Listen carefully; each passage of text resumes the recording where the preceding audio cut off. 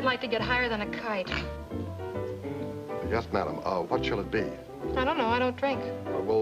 How about, The final words of America's national sweetheart were not in an interview, but etched into her will after her death at her solitary Carmel estate.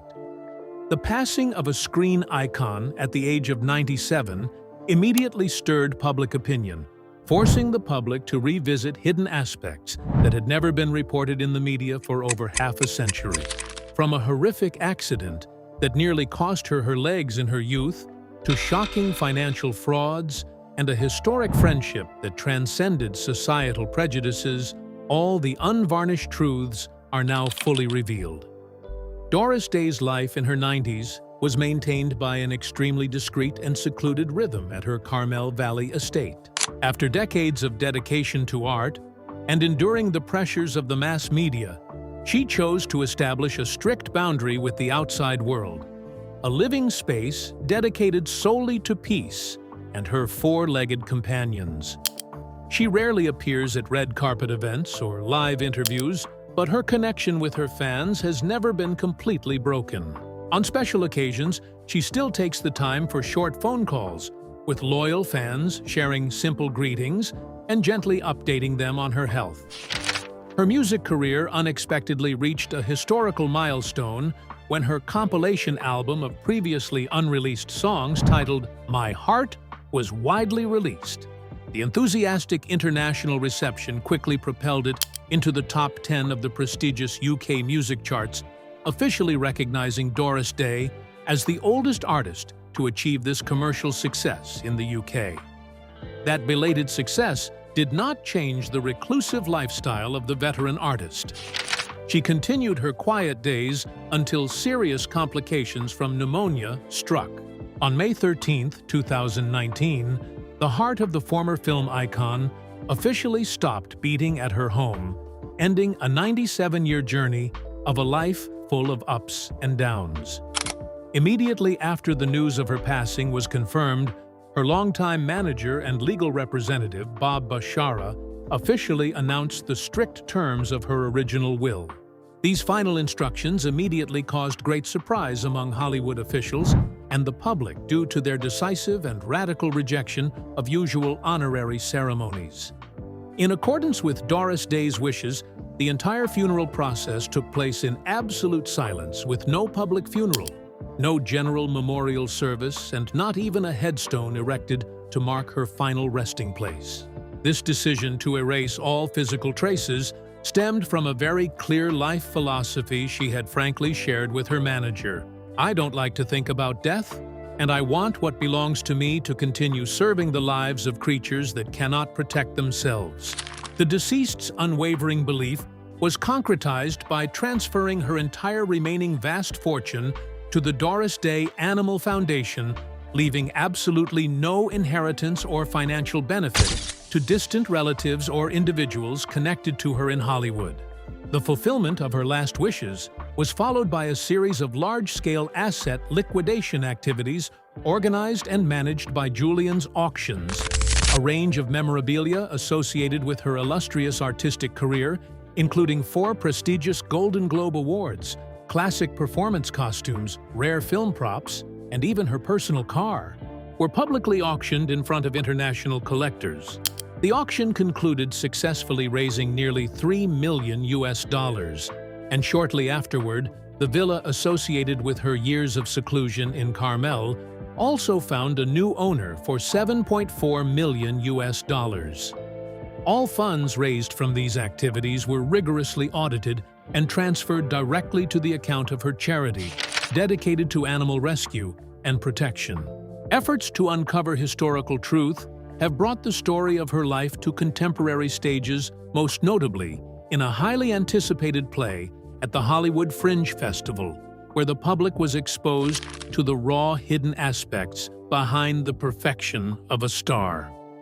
Looking back on her entire life reveals that the drastic decisions she made in her later years were not random impulses, but the result of a process of accumulating profound experiences from the past. The velvet curtain of fame was woven from her most brilliant years, where a perfect image was created to meet the expectations of millions of fans around the planet. The Golden Trap. The beginning of a great cinematic journey sometimes stems from fateful encounters in the heart of the world's entertainment hub.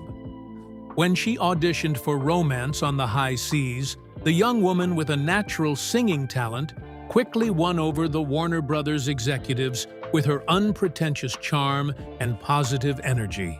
Recognizing the immense commercial potential of this new face, strategists at the film industry embarked on a large-scale plan to mold and build her into an icon representing purity, joy of life, and a perfect, unblemished image.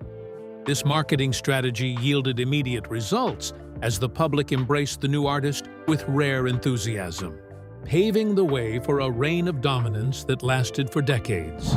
Throughout the 1950s and 1960s, the name Doris Day became a golden guarantee for box office success worldwide through a series of hugely successful films. The public consistently lined up at theaters to enjoy her versatile performances in the musical Calamity Jane, the psychological drama Love Me or Leave Me, and especially the thriller The Man Who Knew Too Much, directed by the legendary Alfred Hitchcock. Her career reached its commercial peak when she shifted to romantic comedies, creating a brilliant chapter through her successful collaborations with Rock Hudson in classics such as Pillow Talk Lover, Come Back, and Send Me No Flowers. These consecutive successes not only made her the highest-paid actress in the world at the time, but also cemented her image as the eternal virgin, a perfect symbol that Hollywood resolutely preserved on screen.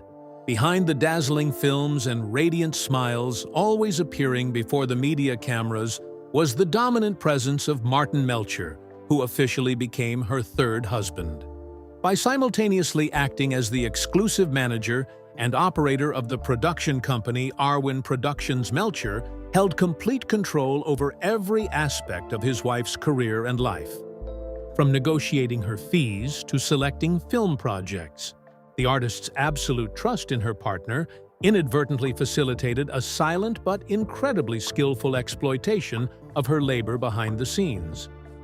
Film contracts were signed continuously, without regard for the actress's physical and mental exhaustion, turning her into a relentless labor tool in a harsh film industry system. All transactions, complex financial reports, and bank records were kept completely secret from her, manipulated in coordination with her husband and their private lawyer.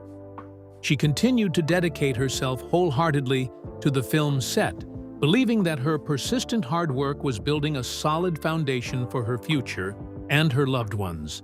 The sudden death of that powerful man left a vast void, forcing the lonely woman to confront the harsh reality of written documents. The hidden aspects of poor management began to surface, leading to a series of complex legal consequences that she alone had to bear. Financial shock. The collapse of a prestigious empire often begins with cracks within the family structure, where commitments of loyalty are challenged by the harsh truth. In April 1968, a sudden massive heart attack claimed the life of Martin Melcher, ending his 17-year marriage and immediately plunging his legal wife into a widespread crisis. When the initial audits of the accounting records were conducted, the entire financial picture previously concealed for so long was brutally exposed to the widow. A massive fortune of $20 million accumulated from 17 years of hard work on film sets had completely vanished from her bank accounts.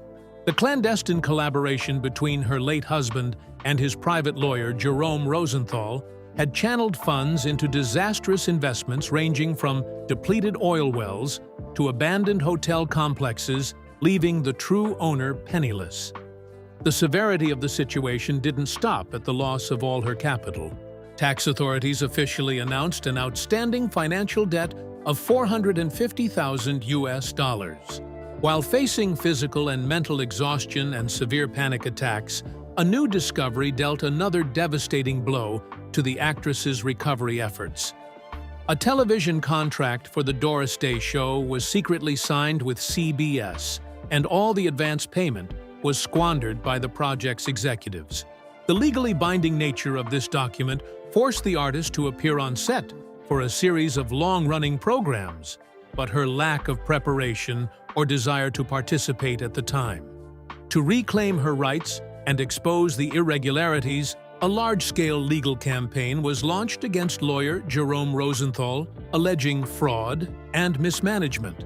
The protracted court battle, which lasted from 1969 to 1974, became the focus of national media and public attention due to the serious misconduct revealed in each trial. The lower court ruled that Rosenthal had to pay a record $22.8 million in damages. Nevertheless, the recovery process faced numerous obstacles as the defendant repeatedly pursued lengthy appeals and subsequently declared bankruptcy, forcing a belated settlement to repay a small portion of the funds over several years. The responsibility of fulfilling her work obligations to the television station inadvertently became a lifeline, helping the lonely woman regain financial balance and assert her independence. The television program, which ran continuously for 5 seasons with impressive viewership ratings, provided a stable source of revenue, significantly supporting the payment of tax debts and the rebuilding of her personal finances.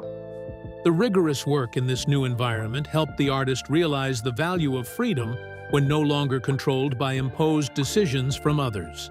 Navigating the storms of law and money spurred a profound shift in perspective, leading to a decisive decision to rediscover her true self. The end of years of intense litigation also marked the transformation of bitter experiences into valuable awakening historical lessons. The desire to share the whole truth frankly fueled the public disclosure of previously unknown dark aspects of her journey through life. Humanitarian mission. Liberation from legal and financial constraints paved the way for a true revolution in how artists interacted with the public. In 1975, the international book market welcomed the publication of Doris Day, Her Own Story, a landmark autobiography that completely shattered previous idealized stereotypes. Through her writings, she proactively exposes previously undisclosed aspects of her personal relationships, from the coldness of failed marriages to the invisible weight of the title of America's national sweetheart. These honest words are not intended to create a media controversy, but rather a decisive affirmation from a woman who decided to step out of the shadow of a molded image and live authentically. This turning away from the film industry is concretized by her decision to leave the entertainment hub and move to the coastal town of Carmel by the Sea in California.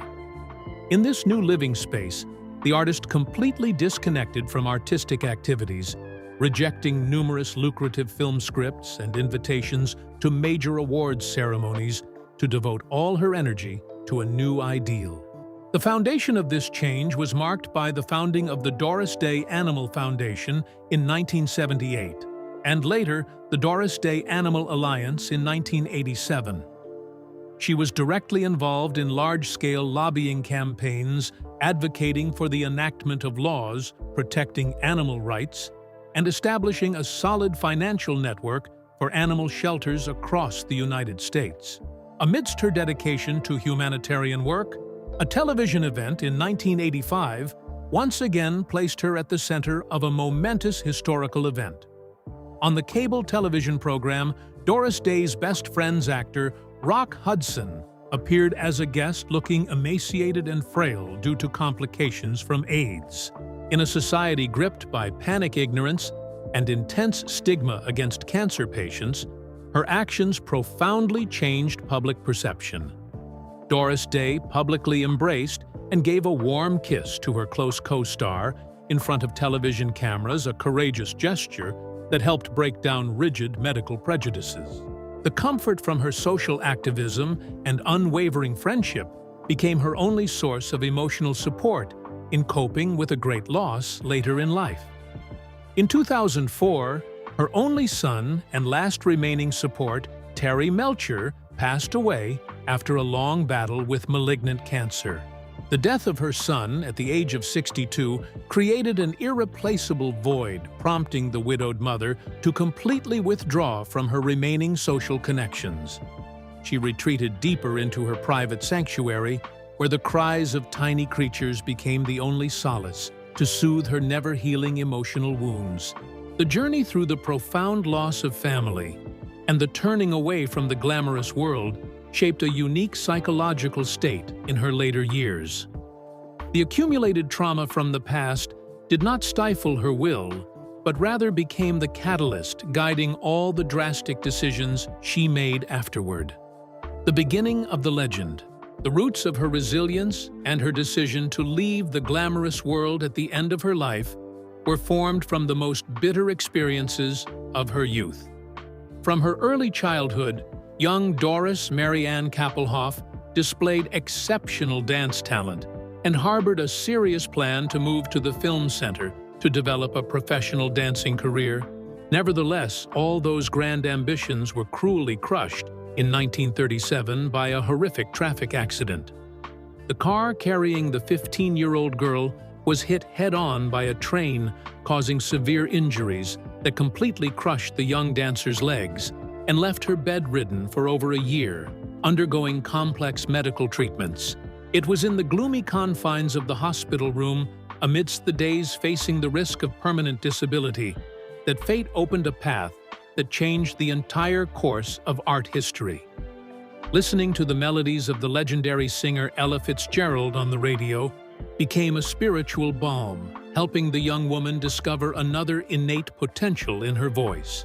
She began to dedicate time to formal vocal training right in her hospital bed, transforming physical pain into motivation to hone her enunciation and breath control.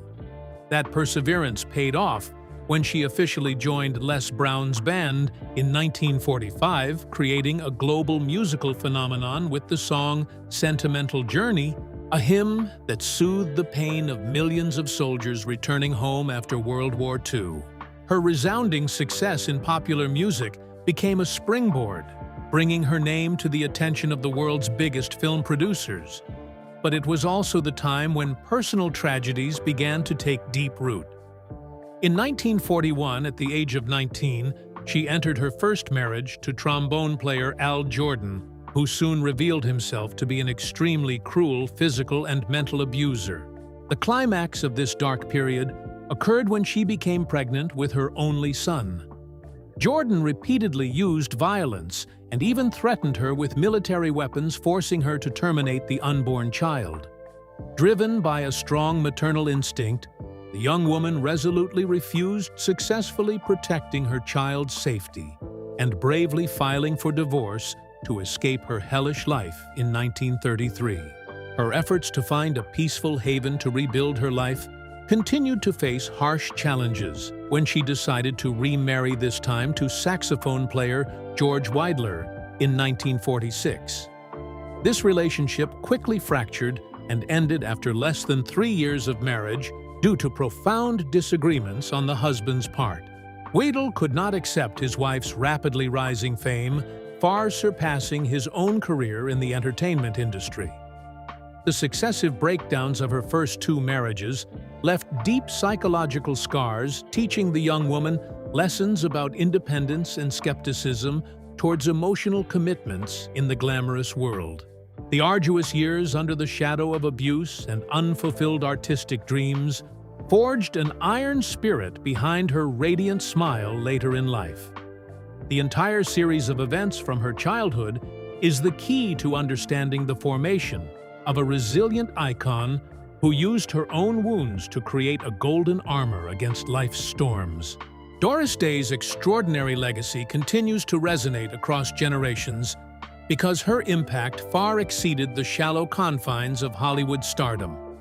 She stands as an enduring symbol of resilience, a woman who repeatedly found herself broken by the deceptive machinery of fame and the calculated betrayals of those she trusted most, only to rebuild her life on her own uncompromising terms.